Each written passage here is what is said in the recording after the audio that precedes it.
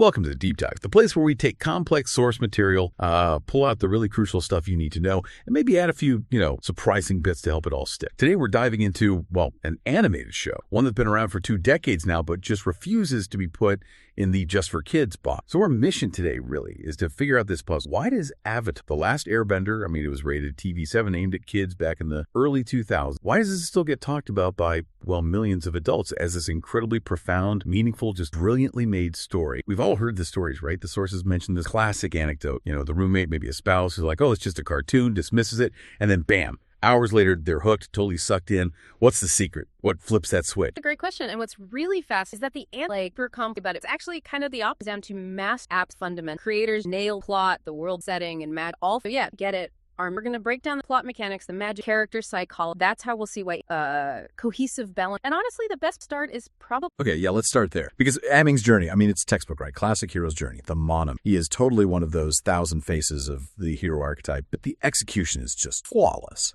And that big promise is laid out. Huge stakes. The world's in chaos, this 100-year war. It needs the Avatar. And who is it? This goofy, bald kid who seems more interested in penguin sledding than, saving it. But that's the hook, isn't it? The promise is huge. He has to accept this destiny, get stronger, get wiser, beat the big bad, the Fire Lord, and come back changed. You're invested immediately because the task seems impossible. Exact. And what really makes it work, what separates great, how they manage. Good storytelling makes promise, shows you the progress like actual visible progress, and then delivers a payoff that ATLA takes that massive promise, mastering all 4 elements, and breaks it down into smaller, much more managed promise. And these line up perfectly book. They're like clear signposts for the audience. We know by the end of book 1, okay, water bending down, earth bending, book fire. It keeps you locked in because you know exactly what stage. It's not just vague, like, dang needs to feel more of it. No, it's master these elemental martial. And yeah, the way they execute those chef's kiss. Take earthbending in book 2. That's a tough one for Ed Hangpurse. He starts out completely. Doesn't have the knack, unlike air or water. That inability, that's the promise. We know he has to learn it, even though it goes against his very nature.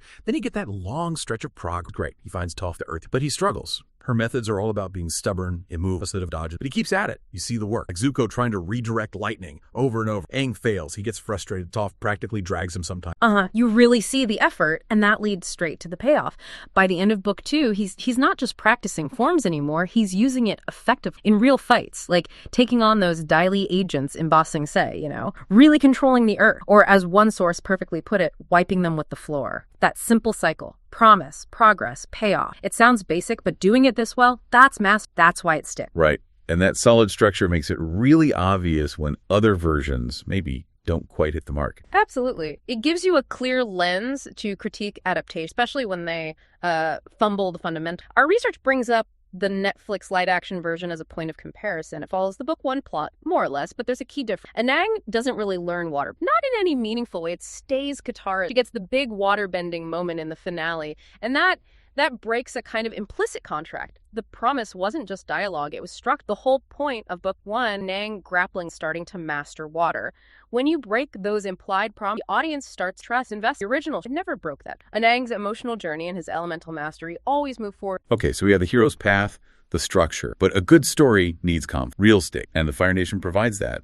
But it's not afraid to get dark. Yeah, the Fire Nation is pretty archetypal evil, isn't it? Like, Sauron's armies, the Empire in Star Wars. Yeah. That kind of vibe. Domination, imposing their will, burning everything down. It's a very clear good versus evil setup. And they believe they have this divine right to... Azula really embodies that, doesn't she? That absolute certainty in her superiority. And that's heavy stuff for a TV7 show. Which, again, points to why it lasts. The analysis consistently shows that stories that endure aren't afraid of serious themes. Genocide, the costs of war, death. Maybe some of the deeper psychological impacts go over a kid's head, sure. But you can't miss things like Monk Yatsu's skeleton in the Southern Air Temple. That's episode 3. Yeah, that hits hard. It's stark. It tells you right away. This war is real. It has real consequences, horrifying consequences. There's a strong argument in our sources against stories that are just safe, tame, written purely to be appropriate. Because often those stories they don't prepare kids for complex. ATLA challenges them. It shows them heroism, sacrifice, what it means to face truly cruel enemies. That maturity, combined with the classic plot, really cements it. Okay, that makes a lot of sense. And that depth, that maturity, it leads perfectly into the next pillar, right? Because a great plot isn't quite enough on its own. Loads of fantasy stories have that. What makes ATLA special is also the world itself, and specifically how the magic works within that world. Exactly. The world building is key. It works because it's this amazing blend of the familiar and the completely fantastic. And yeah, the way bending the magic system is handled is just flawless. It's a hard magic done right. It grabs you immediately because the world feels recognizable. The geography mimics Earth, cold poles, jungles, deserts, oceans. Different cultures adapted to those places, drawing on real-world Eastern influences. But then, bam, the fantastic creatures, which are often these weird, wonderful mashups of animals we know, like the turtle duck or the elephant koi, sky bison. It sounds kind of silly on paper, but visually it just works. And Appa, the flying bison, is so central. The way they introduce him is brilliant. We first see water bending, which is, manipulating water, easy enough to grasp.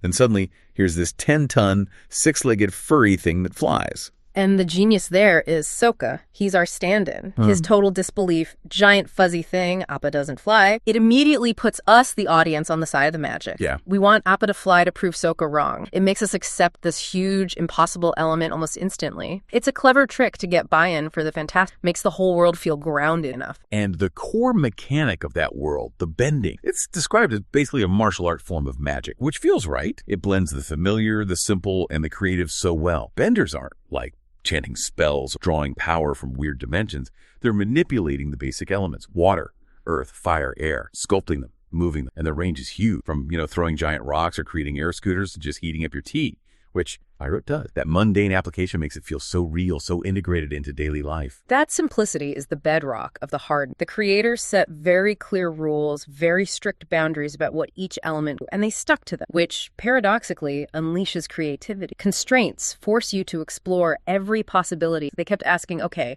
what else could a waterbender do? What about an earthbender? It completely avoids that trap you see in soft magic system, where suddenly, oops, the wizard invents a brand new spell just to solve this week's problem. It feels like cheating. The beauty of a hard system is how it evolved. New abilities have to feel earned, like the result of intense practice or deep research or some kind of innovation that makes logical sense. Tough Seismic Sense is the perfect example. Her seeing with earthbending. Before season 2, probably nobody thought of that. But the second you see it, her feeling vibrations in the ground, you're like, oh, of course. It makes perfect sense. Yeah, total necessity is the mother of invention, right? She's blind. She needs another way to perceive the world. Her mastery of Earth provides it. Logic. But crucially, it has limits.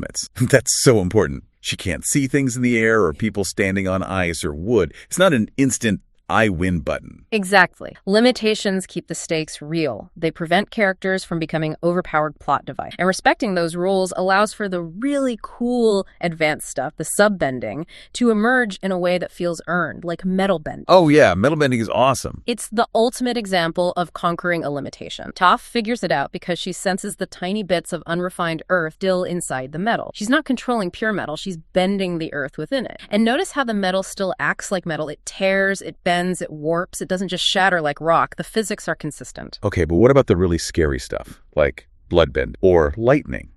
Do they fit the rule? They absolutely do, and they're great test cases for the system's integrity. Bloodbending, which it's horrifying, but it sticks to the water bending, manipulating liquid water. The human body is mostly water, right? So an incredibly powerful, focused waterbender manipulating that internal liquid. Logically possible within the established rules, but big limitation. Only during the full moon when water bends strong. Right. Okay. And lightning generation or redirection like Zuko learned, that fits firebending being about energy manipulation. Fire isn't just flames, it's heat. Energy. So a master firebender separating the positive and negative energies within themselves, channeling that raw energy, that's an extension of controlling energy, not some random new power. It all tracks back to the core elements. It's incredible detail. When the rules are that solid, any innovation feels like, whoa, that's awesome. Because you could have maybe thought of it yourself. It doesn't feel like the writers are just making stuff up. Exactly. It rewards the audience's understanding of the world. Okay, so we've got a killer plot structure, an amazing logical magic system. Yeah. But yeah, the sources, and frankly most fans, would say that's not even the main reason the show is so beloved. That honor pretty much universally goes to the character, their depth, their growth. That's the real heart of it. Absolutely. Plot and world can hook you, but characters make you care. If they're bland, the whole thing falls apart. And the creators clearly put immense effort into this cast. It starts right from their introductions, flawless foundation. My first impressions are everything, right? You need to know who these people are fast. And ATLA nails this arguably better than any show I can think of. Totally. First episode, you get Sokka. Sarcastic, skeptical, the practical guy, the non-bender trying to keep things real. Katara, earnest, so persistent, full of compassion. The moral center, really. Fact. Carefree, loves fun, but you see that weight of destiny on him too. Zuko, just pure intensity, that single-minded drive for honor then.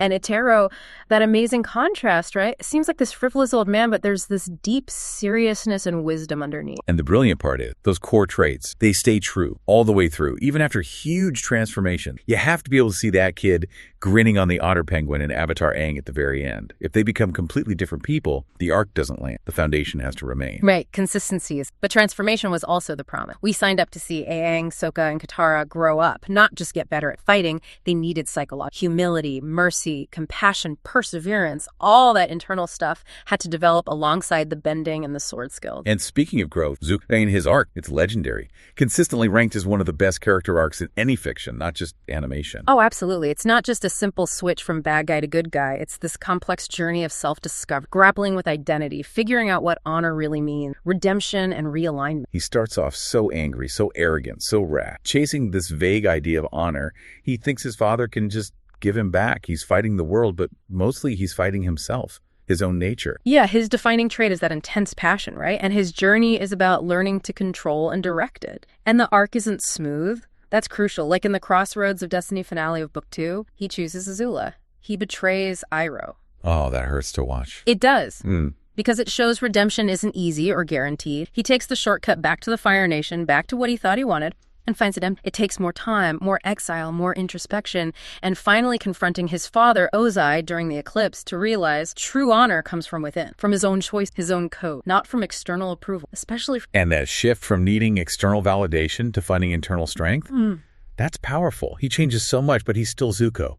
That passion is still there, but now it's tempered, it's focused, disciplined. His loyalty is still fierce, but it's redirected towards helping people, towards balance, not just serving his father's ambition. It resonates no matter how old you are. It really does. Yeah. Because it taps into something psychologically true. You know, basic personality traits tend to set fairly early. So the show isn't telling kids, you need to become a totally different person. It's saying, you need to become the best version of who you already are. Your intensity, your persistence, your sense of fun, those aren't flaws. They just need to be shaped, balanced, used for good. That's a deep lesson, even if you don't consciously unpack it. And that depth is why rewatching it as an adult is such a different experience. Yeah. You catch all these layers you missed. Totally. Think about Azula. As a kid, you mostly see how powerful and scary she is, just pure competence and competitiveness. But watch her again as an adult. You see the tragedy.